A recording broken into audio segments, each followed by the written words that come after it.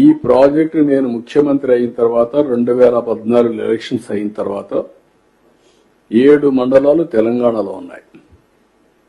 ఆ రోజు నేను ఒకే మాట చెప్పాను ప్రధానమంత్రి గారికి, రాజ్నాథ్ సింగ్, వెంకయ్యనాయుడు గారు ఉంటే ఒకటే చెప్పాను.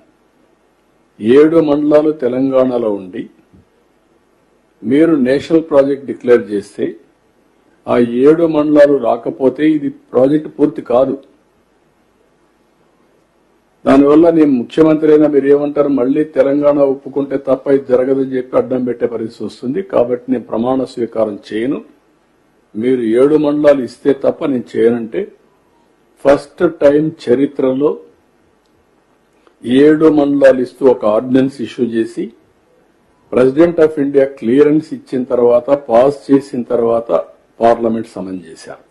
ఇంతవరకు ఎప్పుడు జరగల. ఎవరైనా ప్రధానమంత్రి ప్రమాణ స్వీకారం చేస్తానే, మంత్రుల ప్రమాణ స్వీకారం చేస్తానే పార్లమెంట్ పెట్టి ప్రమాణ స్వీకారం చేసి తర్వాత రెగ్యులర్ బిజినెస్ స్టార్ట్ చేస్తారు.